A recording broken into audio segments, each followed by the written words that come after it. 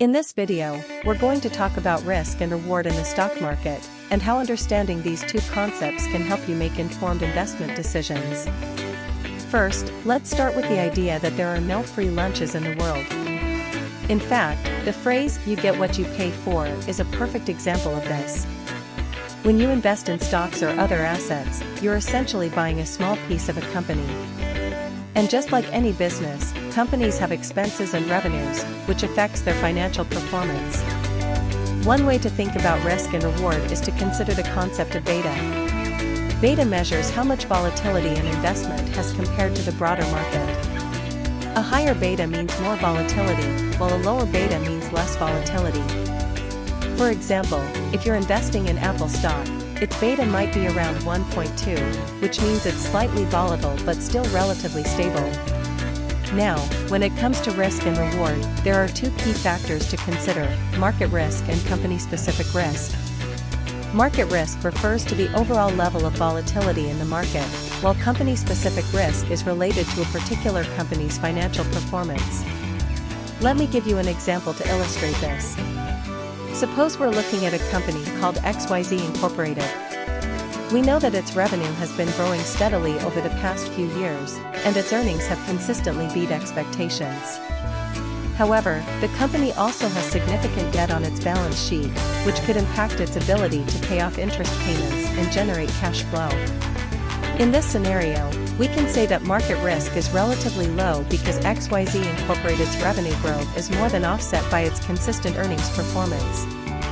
On the other hand, company-specific risk is higher because of the significant debt on its balance sheet.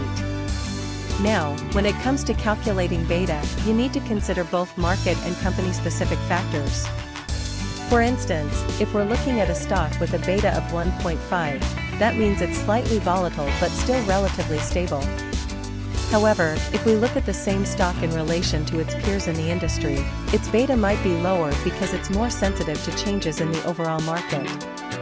Another important concept when it comes to risk and reward is diversification. Diversifying your portfolio by investing in a mix of different asset classes, sectors, and geographies can help reduce overall risk. For example, if you have 60% of your portfolio invested in stocks and 40% in bonds, that means you're exposed to about 80% market risk. However, diversification also has its benefits when it comes to reducing company-specific risk. By spreading your investments across different industries and sectors, you can reduce the impact of any one particular company's financial performance on your overall portfolio. Let me give you an example to illustrate this. Suppose we're investing in a company like Amazon that specializes in e-commerce. If there was a significant event impacting that industry, such as a global pandemic or a major hurricane, Amazon could be severely affected. However, if we have investments in companies across different industries and sectors, such as tech, healthcare, and retail, we can reduce our exposure to any one particular company's vulnerabilities. Now, I know some of you might be thinking, but what about all the risk-free investments like bonds and cash? Aren't they somehow safe? The answer is no. While these investments do have a lower level of risk compared to stocks or other assets, they're not entirely risk-free either. In fact, interest rates are often higher for bonds than for stocks, which means you can earn more income from your bond holdings. However, when it comes to understanding the concept of risk and reward in the stock market, these investments are actually a good way to diversify your portfolio and reduce overall risk. For example, if we have 80% of our portfolio invested in bonds, that means we're exposed to about 20% market risk. But by investing in a mix of stocks and other assets, we can spread out this exposure across multiple sectors and industries. Another benefit of diversification is that it allows you to take advantage of compounding. When you invest in different asset classes, your returns can compound over time, which means the effects of risk become less pronounced over longer periods. Now, I want to talk about a concept called hedging. Hedging involves using financial instruments to manage or mitigate risk. For example, if you're a stock investor and you notice that a particular company is experiencing a decline in profits, you might use options or futures contracts to hedge against this loss. However, hedging can also have its downsides. For instance, if you're not careful, you could end up using more leverage than necessary, which means you could potentially lose more money than you plan to invest. Let me give you an example to illustrate this. Suppose we're investing in a company called XYZ Incorporated, and our research indicates that the company is experiencing a decline in profits due to increased competition from a new entrant in the market. If we want to hedge against this loss, we might buy put options on XYZ Incorporated stock, which give us the right to sell the stock at a specified price. However, if we're not careful, our hedging strategy could end up using too much leverage, and we could potentially lose more money than we plan to invest. For example, let's say we bought 100 put options on XYZ Incorporated stock at $10 each, which would give us the right to sell the stock for $20 if the price falls below that level. Now, I know some of you might be thinking, but what about all the risk management strategies like stop-loss orders and position sizing? These are all important tools for managing risk in the stock market. Stop-loss orders are designed to automatically sell a security when it reaches a certain level of price decline, while position sizing is a strategy that involves setting a specific amount of capital per trade or overall portfolio. Let me give you an example to illustrate this. Suppose we're investing in XYZ Incorporated, and our stop-loss order is set at $15, which means if the stock falls below that level, we'll automatically sell it for us. However, position sizing can also be useful when managing risk. For example, let's say we want to invest 20% of our portfolio in XYZ Incorporated stock. If we use position sizing strategies like dollar cost averaging or market capitalization weighted investing, this means that we can buy more shares with the same amount of capital, which can help reduce overall risk. Now, I know some of you might be thinking, but what about all the risks associated with trading on margin? Trading on margin involves using borrowed money to invest in a security, and while it can be tempting, it's not always the best strategy. In fact, there are many examples of investors who have lost money due to taking on too much leverage. Let me give you an example to illustrate this. Suppose we're investing in XYZ Incorporated, and our broker offers us a margin loan at 100% interest. If we use the borrowed money to buy more shares, but then realize that we've made a mistake and need to sell them for a loss, we could end up losing even more money than if we had simply invested it at face value. Now, I want to talk about one final concept related to risk and reward in the stock market: taxes. Taxes can affect your investment returns, so understanding how they work is essential when making informed investment decisions. For example, let's say you invest $10,000 in a tax-deferred retirement account, such as an IRA or 401k. If you withdraw the money at age 65 and are in a 25% tax bracket, your after-tax return might be around 5%. This means that if you initially invested $10,000, you could potentially earn around $500 more than you would have without taxes. However, when it comes to understanding how taxes work in relation to risk and reward, there's another important concept: cost basis. The cost basis is the original price at which a security was purchased or sold, adjusted for any changes in the market price over time. Let me give you an example to illustrate this.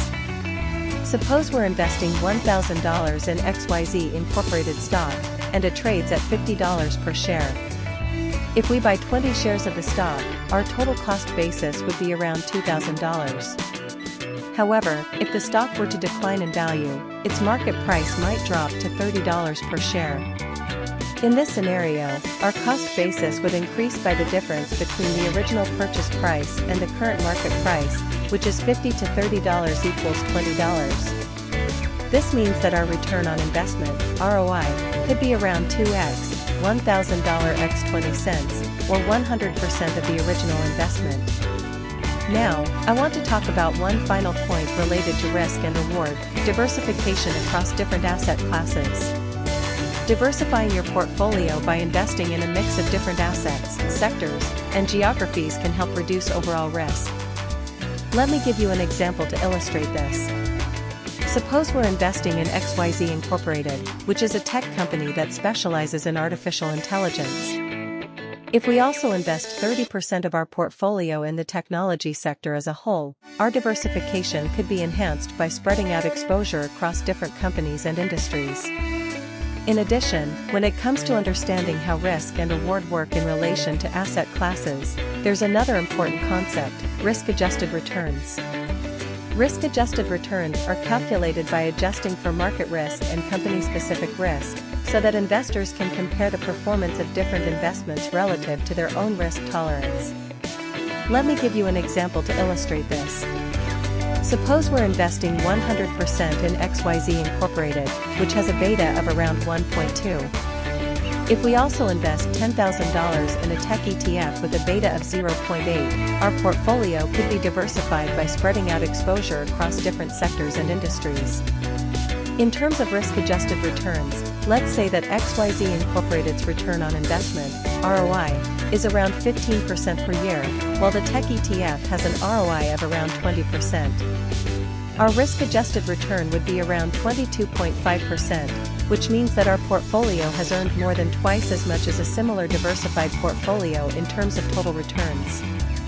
Now, I want to talk about one final point related to risk and reward: hedging versus speculation. Hedging involves using financial instruments to manage or mitigate risk, while speculation involves taking on excessive risk by buying assets with the expectation of making a profit from price movements. Let me give you an example to illustrate this. Suppose we're investing $10,000 in XYZ Incorporated, which has a beta of around 1.2 and is currently trading at $50 per share. If we buy put options on the stock to hedge against potential losses, our risk level would decrease, but so would our potential returns. However, if we were to speculate by buying a large position in XYZ Incorporated stock without hedging, our risk level could increase significantly, and our potential returns could be much higher than what we might expect from a diversified portfolio. In fact, the S&P 500 index has averaged around 10% annual returns over the past few decades, while some speculative investments have returned as high as 30% per year. Now, I want to conclude by emphasizing that understanding risk and reward in the stock market is essential for making informed investment decisions. By considering factors like beta, diversification, cost basis, asset classes, risk-adjusted returns, hedging versus speculation, and other important concepts, investors can better navigate the complexities of the stock market. Remember, there are no free lunches in the world of investing.